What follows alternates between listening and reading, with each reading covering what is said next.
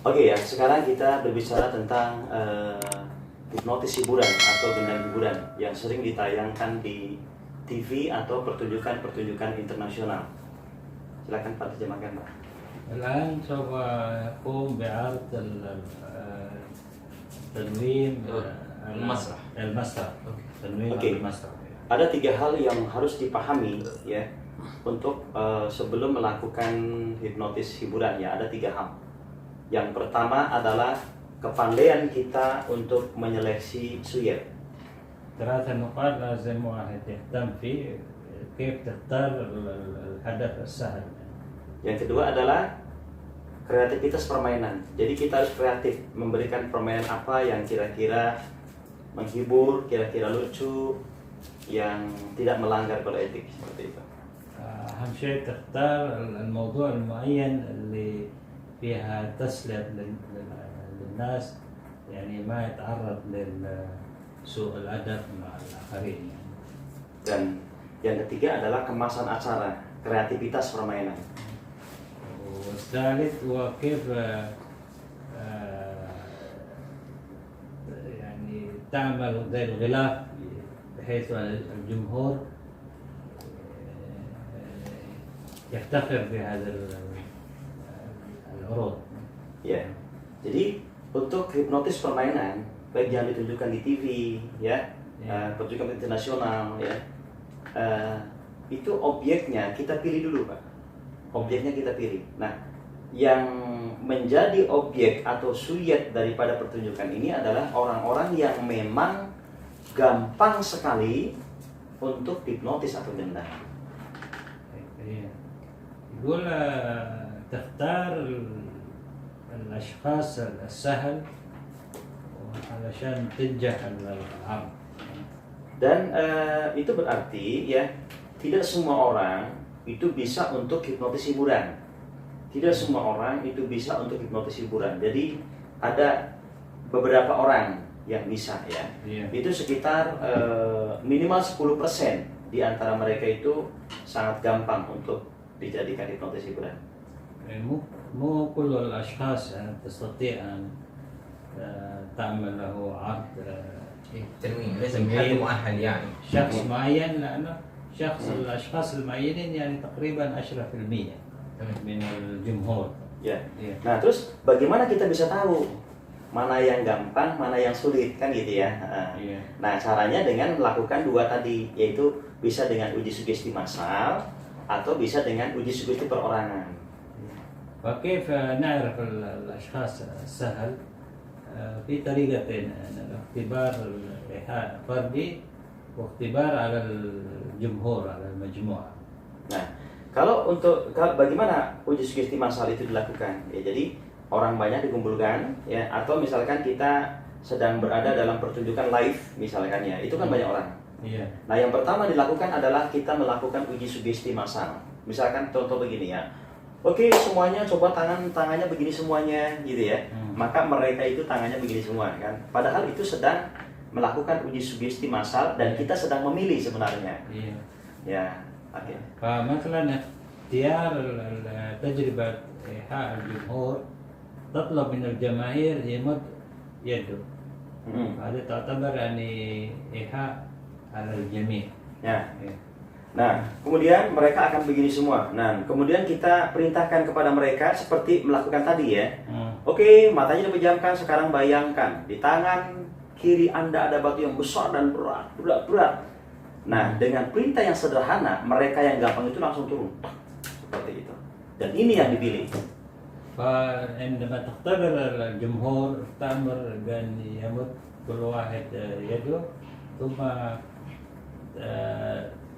تعطيهم الإيحاء كأنهم شخص واحد، بأن يدهم تتثاقل وشديد.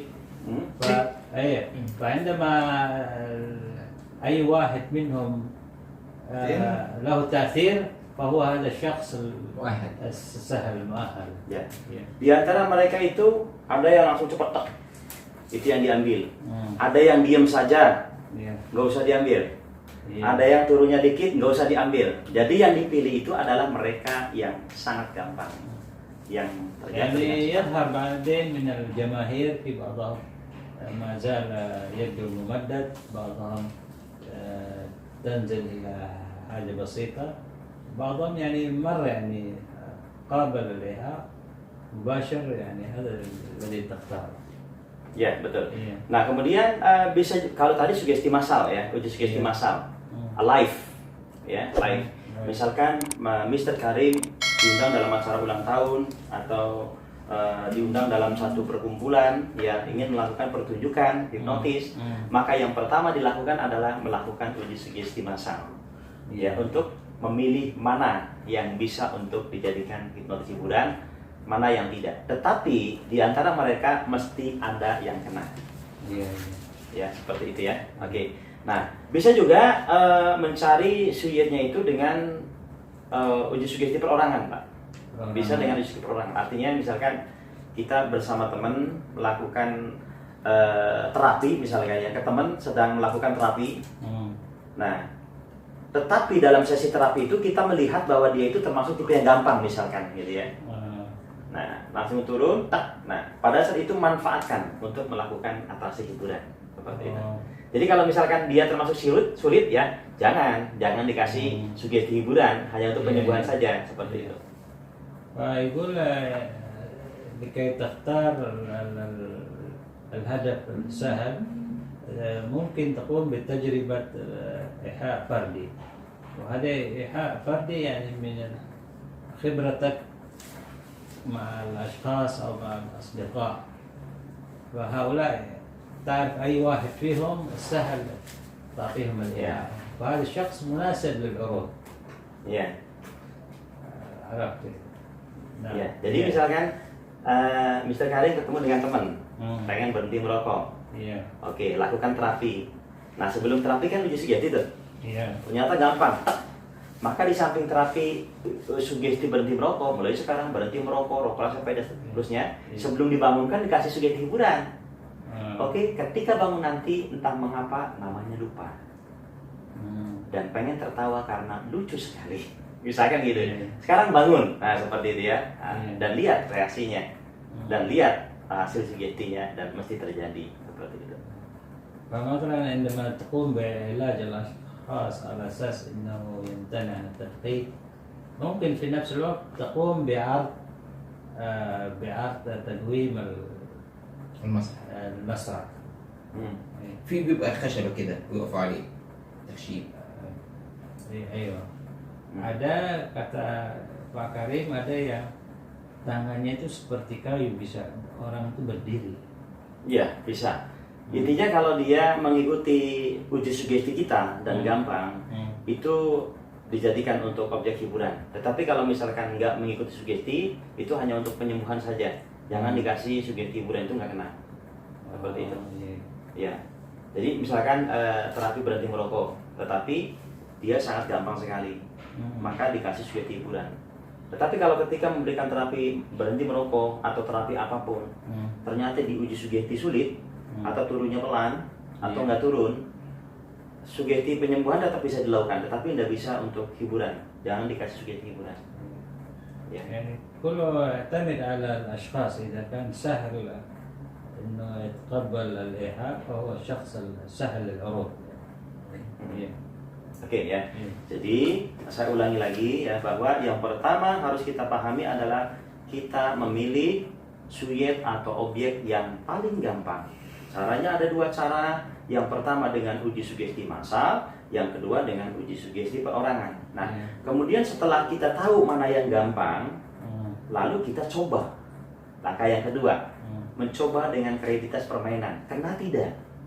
Nah, kalau sudah kena, ya, lalu langkah yang ketiga adalah kreativitas permainan. Nah, kalau yang di TV, ya, kalau di TV setelah kita tahu mana yang gampang, kemudian dicoba berhasil, baru diatur skenarionya, Pak. Misalkan lagi jalan-jalan di mall, ya, kemudian datang nih Mr. Karim di syuting, ya, atau yang satunya misalkan lagi sedang kumpul-kumpul di kantor jam istirahat, kemudian Mr. Karim datang kemudian di syuting. Jadi skenario sudah diatur, tetapi orangnya memang sudah diuji coba, ya, dan sudah dipilih, sebelumnya sudah dipilih. Jadi ada skenario di situ. Ya, فيقول إذا تريد أن تقوم العروض على مثلا على أماكن معينة في السوق أو في القاعة، فقبل ما تقوم بهذه العروض عندك ترتيبات كيف سوف تقوم، وتعرف هذا الشخص اللي قبل كذا. هذا هو يعني لازم ترتب الأمور عشان تنجح العرض. Iya. Tapi kalau misalkan untuk live show, kalau tadi kan di TV ya. Iya. Kalau untuk live show, misalkan Mr. Karim diundang untuk acara ulang tahun, untuk acara-acara tertentu ya. Ketika kita sudah tahu mana yang sangat gampang, maka langsung dieksekusi, langsung dilakukan hipnotis hiburan. Itu pada saat itu bisa dilakukan terhadap orang yang tipe gampang tadi. Seperti itu. Ya, إذا كان العرض مباشر فأنت تعرف الشخص المعينين السهل تنويمه، يعني تختار الشخص السهل تنويمه إذا كان العرض مباشر. Oke, sip, itu teorinya ya. Nanti sebentar lagi kita akan dipraktekkan. Oke, untuk prakteknya di video berikutnya ya. Jadi intinya adalah untuk melakukan atraksi hiburan ada 3 hal yang perlu dilakukan. Yang pertama adalah menyeleksi suyet, yang kedua uji coba dengan kereta permainan, yang ketiga adalah kemasan acara. Oke, luar biasa. Sampai jumpa di video berikutnya.